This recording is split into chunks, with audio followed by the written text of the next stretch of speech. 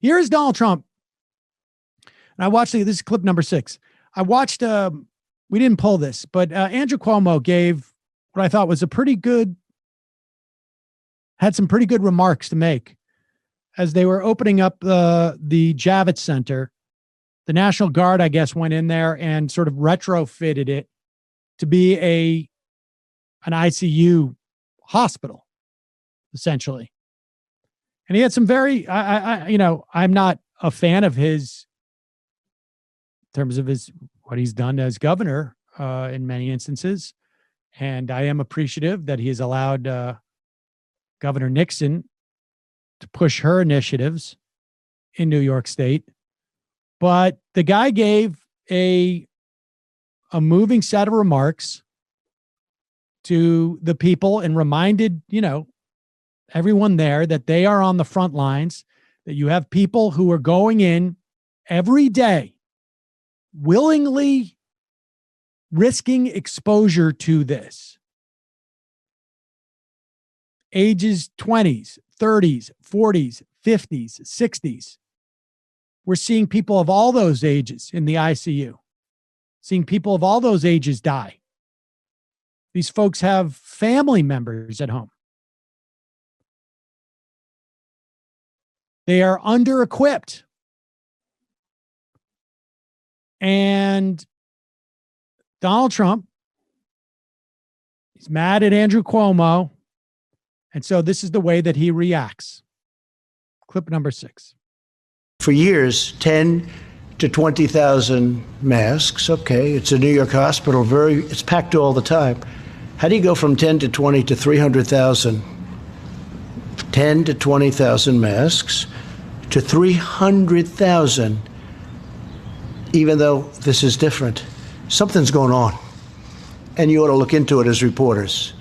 Where are the masks going? Are they going out the back door? How do you go from 10,000 to 300,000? And we have that in a lot of different places. So somebody should probably look into that, because I just don't see from a practical standpoint how that's possible to go from that to that. And we have that happening in numerous places. So he gets a request for masks, and he speculates these are a lot of masks. What are they doing with them? Because Donald Trump is a medical expert. He's really good at this. What are they doing with all these masks? Well, in his feeble-minded brain, the only thing he can think of is like, it must be some type of scam, because of course it's the one thing he's attuned to. So of course, in these hospitals where you need to bring up an 18-wheeler that is refrigerated for all the bodies because there's no room in the morgue, of course, what these nurses or doctors are doing is they're taking boxes of masks and they're going and they're selling them out the back door. Selling them on the black market. They're setting up their eBay site, their eBay store, and they're price gouging on the masks that they got from the government. Of course, that's what's going on. You know how demented you have to be to actually have that thought that these masks you're sending to the hospital at this time are being shuttled to the black market without any evidence whatsoever? And then, do you know how demented you have to be to articulate that? I mean, just contemplate this for a moment. I could see you have a moment where you're like, oh, I thought this, and, maybe I'll bring it up with my advisors. There's no chance that, right? I mean, do we have safeguards for this? Because these masks are really important. We need to make sure that we're distributing them around the country where they're needed. I mean, it's very crucial that we do this in the most efficient way possible, because we need to get masks to a lot of different places. We dropped the ball on this, So I really want to make sure that we have the proper controls, because we need to distribute these masks all over the place.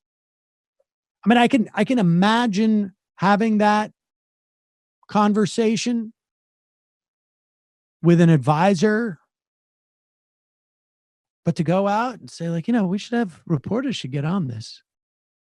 Should look into this. spend their time going to see if like there's doctors who are going out, walking out the back door with all these masks because they don't have enough to do in their hospitals. It's demented, right? I mean, it's completely demented.